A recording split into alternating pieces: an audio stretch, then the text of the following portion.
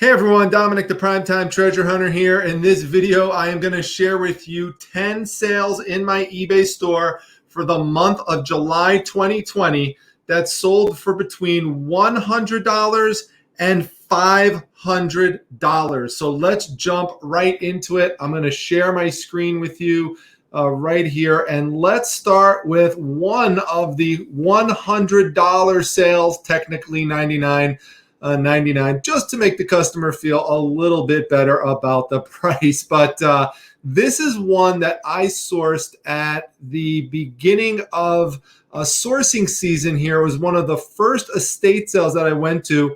I have mentioned this before on my channel, but Iowa is a great electronics brand to look for. A lot of people love the vintage stuff. And combined with that, people love headphones, cassettes, cassette players. They just love this type of thing. So, you know, it's quite vintage. I photographed different sides of it. What you could see here is that the light is shining in red because I like to show it with the battery on. I like to give the customer confidence that it is working. I state that it's working in the listing, but I like to show that as well. In addition to showing if you have a belt clip with it, that is a big selling point. Another thing that's a selling point with these models are if it has a super bass. Do you remember the super bass back in the day? All my friends from the 80s who, like me, would just like to blast the bass in the headphones. I used to love when the cassette players had those types of things. Then remove the belt clip so you could clearly show the model number. And my research on this model number showed that there was none of this brand that had actually sold with that specific model number. So that told me that we indeed did have a rare item. So I put a $100 price tag on it. Eventually, I think I started it initially at $150 and just lowered it by 10 bucks a week. This is another tip to show the inner battery component so people have confidence that it's not all rusted out, that type of stuff. You could see here, I even give a close-up of the model number. So it's like I said before, if you want big money, you usually have to do some photography and some staging that's appropriate to your price point so you could get that money. So you're making the customer confident when they see all of these different elements. But $100 for this one, very happy with this sale. Let's move into the next item, which you also saw me source recently. If you go back to the bunker video, this is one that I pulled out of one of those jerry cans that you remember that I went through in the basement. This is Microsoft PhotoDraw 2000 version 2.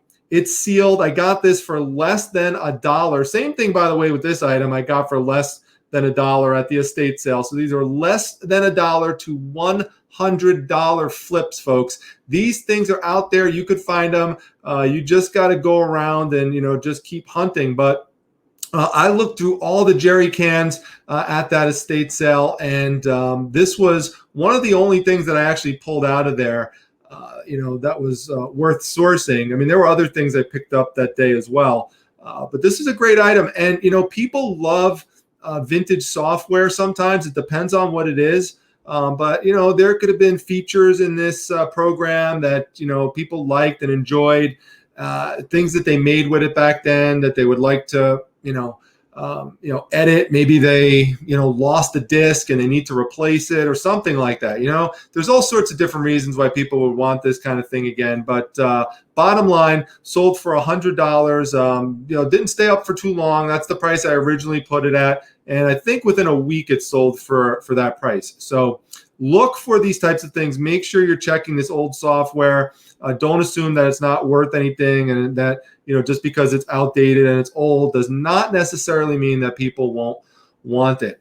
Let's move on to the next item here. This is a mainstay at Primetime Treasure headquarters, would be Mad magazines, and they often crack my top 10 list. I get these for less than $1 at estate sales and at flea markets, and sometimes at garage sales. I find them as well, and sometimes just in private deals with collectors, I pick them up. And sometimes you'll see me when I'm out sourcing. I'll just pick up one or two, and that's okay. And I'll just add them to a lot eventually, and I just build out lots, and I sell them in lots of 50. And one of the things that I want to pass along to you with this video, and you're going to see this with some other sales, a little bit of a hint, is that the price you're going to be able to get on the Mad magazines really largely depends not just really on the condition, although condition is not such a huge factor with Mad magazines because people expect them to be damaged. That's just one of the things with Mad magazines. It's just a known thing among collectors that people who handled Mad magazines didn't do too good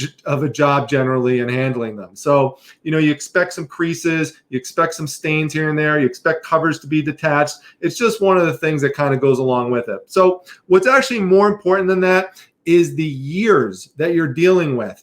I tend to stay away from things from the 90s and above, particularly the 2000s, although sometimes, you know, some of them will just be included in big lots that I wind up purchasing with lower years.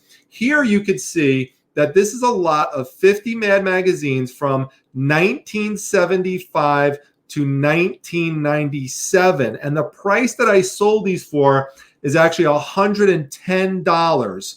So I took $5 off of the price for this person. So, and another thing I want you to see, I've mentioned this before, but if you're new, the beginning pictures that I show are all the ones that I feel are the most iconic. So O.J. Simpson case in the middle, Batman, Jabba the Hutt, as you can see, you know, Ozzy Osbourne, and Hulk Hogan, Andre the Giant, Elizabeth, and Macho Man Randy Savage. Then I give another perspective shot so people could get a sense from the side of how much they're actually getting. And then I just do my close-up shots. For lots of 50, I divide them into 6, 6, 6. I just go all the way to the end, and then I have 2 left at the end. So it goes 6 times 8 would be 48.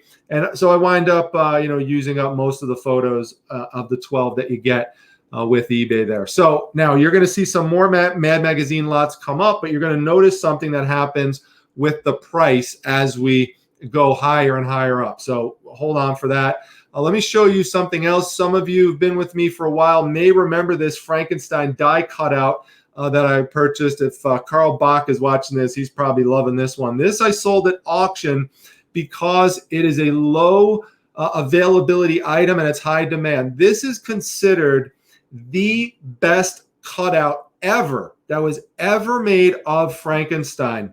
It was made by a company called C.A. Reed.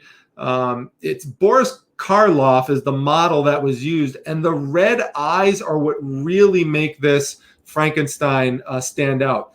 The other thing that is great about him is that he's double-sided.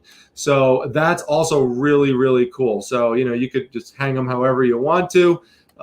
Just an amazing piece. This comes from about the early 1980s. So there you can see at auction, 10 bids, sold for $118.50. I have literally nothing into this anymore. This was something that was sourced at a horror convention. So thanks to Metal Flippin' Mel, who is probably watching this, who suggested the convention for me to go over. And I just wound up picking up a ton of Halloween cutouts. In fact, many of them I currently have listed in my eBay store right now.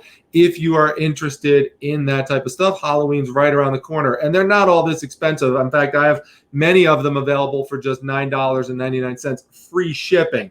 So, if you want to check those out. So that one is cool. If you ever see that one, definitely look into picking that one up for sure. Now, here we go with Mad magazines again. Now, what did we just see before, right? We saw $110 for 1975 to 1997, but here now I've extended the date back. So now we're into the 1960s to the 1990s, and I want to give a shout out to Sergeant Reds, John from the Sergeant Reds YouTube channel, who follows this channel. He's been following this channel for a while. His YouTube channel is great. Check out his eBay store. He loves the same type of stuff that I do. He wanted to know if I had Mad magazines for sale. I'm like, yeah, I do. So I had these up. You can see here I'm showing Godzilla, the Spice Girls, Mario, Batman again. That's always popular. And this one I just showed the oldest one because now we're back into the 60s. So I thought that would be important to to show. So anyway, these wound up selling for $148.99. John and I were going back and forth a little bit with the negotiation and having some fun with it. So approximately $150. You can see there how the price increased a bit with the Mad magazine. So again, pay attention to that when it comes to pricing. Now, this is one of the items that I found at one of the first garage sales that I went to this year. You may remember me picking this up for $10. It's the Van Helsing 7-foot doll. I wound up getting this for $10 with the light. You can see again, I'm showing that the light works. Okay, so I put batteries in it, make sure it worked. I've got the stakes there displayed and everything. And just show different aspects of the figure there. I didn't have to blow this figure up because it already shows what it looks like blown up. So very, very happy with this one. Sold for the price you see, $184.99. I mean, that's just amazing right there. $10 investment at a garage sale, flip it to $185. So, again, pay attention to the types of things I'm getting. They're all in different types of areas, from electronics to inflatables to comic book magazines. It's all over the place in terms of the things that I'm getting, plus where I'm getting them from: flea markets, garage sales, estate sales. You'll even see other places I'll mention too later on. In fact, here's another good example. I literally sourced these for free.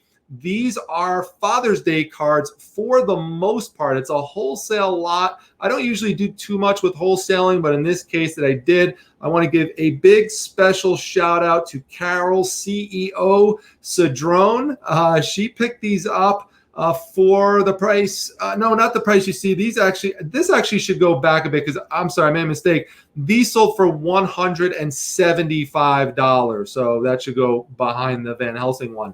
But my tip on this, I'm not going to say most of the things I tell you exactly where I found it. This I'm not, but I will tell you, here's just a hint that I'm going to tell you with this, is that with cards, okay, check stores that sell cards and just see if they may be getting rid of the cards, they don't want them anymore. You could talk to the manager about it, or you could just look around, and see if they're just getting rid of these things. It look like that they're going to be disposed of, and see if you could just get them. And in this case, I was able to just get them for free because they were not going to do anything with them in terms of the store.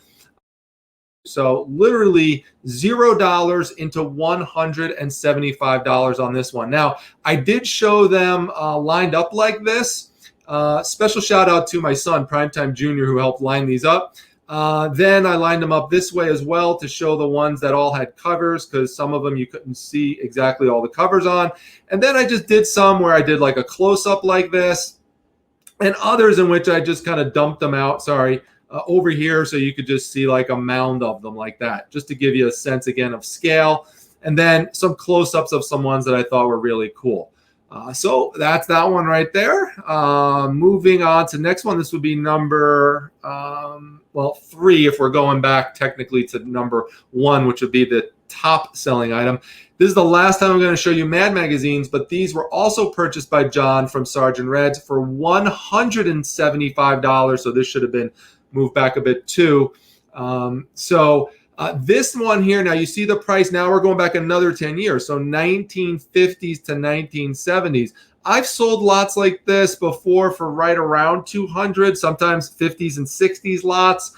But this is 50s to 70s. And, I had no problem at all making a deal with John on these. You could see here on the front, Star Trek, Planet of the Apes, Star Wars. I think that's Close Encounters over there. And then just again, the oldest one. In fact, this one here is actually the first Mad annual, I think. It's just an amazing lot here. So $175 for that one. I know the first annual is in here somewhere. So if it's not that one, it's the one behind it. But anyway, so now on to next one. And in terms of a great example of another place that you can go source things. I did a whole video. Look it up on my channel. It has the word exclusives in it. I talk about sourcing high-end exclusives. This is King of the Monsters. It's a monster magazine that came out in 1977. This is graded. I purchased it graded for $131 at an online auction. I purchased it on July 4th. I sold it in less than a month for $350. So this does not show the best offer price I accepted. That's what I was asking. We had some negotiation going back and forth, and we settled on $350. Be on the lookout for King Kong stuff right now, because there's going to be a King Kong versus Godzilla movie coming out soon. Next year it should be out. And I expect King Kong stuff to go through the roof in addition to Godzilla stuff. So look for both of them. They're very popular items all the time anyway, but it's just going to increase. And that's something I mentioned when we were doing the negotiations back and forth, me and the buyer on this, that listen, this is just going to go up and up and up in value. So this is the first issue of King of the Monsters. I like to highlight different things when I do this. You can see I add a white background. I highlight the actual grading information from CGC. The back of this is really cool, which almost makes it like double-sided, because if you're a collector, sometimes the back covers of these, there's nothing really good to display. So this gives you two really awesome things to display. I like to show all the different aspects of this as well. And you can just, keep going on and show all the different sides. That white background, it really makes this item pop. So this is a really awesome item. Very, very happy with the sale. If you like, higher end items, I have those types of things at my store too. I have things priced in my store from all the way from $9.99 to over $2,000. So I try to hit, all different types of price points for different types of customers that will come in. The last item, you might be wondering, what's the $500 item that you sold? Well, it's this one right here. This is the Canon Power Shot.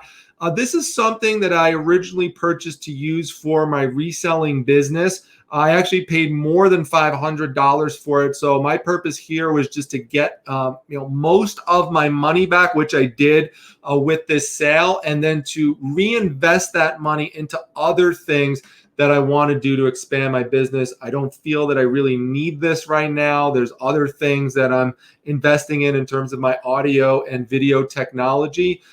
So, this was a good sale here for $500, and just, again, helped me get, most of my money back so I could reinvest it into other things. So there you go, folks. Again, it just goes to show you the power of what you could do on eBay. These are all things that I sold within 1 month. I mean, that's just some of the stuff. I mean, there are other great sales during the month as well. And remember, I am doing this all essentially part-time. I have a separate full-time job. I run a Facebook group with almost 20,000 people. Come join that, by the way. The link is down below. The Facebook Reselling Resource Center. Obviously, the YouTube channel. I pour a ton of time into this as well. And also my Instagram account, @prime_time_treasure. So I hope you come on by and see some of the other great information that we have there. Going to try and see if we can fit in some sourcing. I am currently right now in the middle of the reconstruction project for my flooded out basement. And things are heading along too. So I cannot wait to show you the end product of that. It's going to be something. So anyway, that's it for today, folks. I hope you enjoyed the video, and I will see you back at the next one.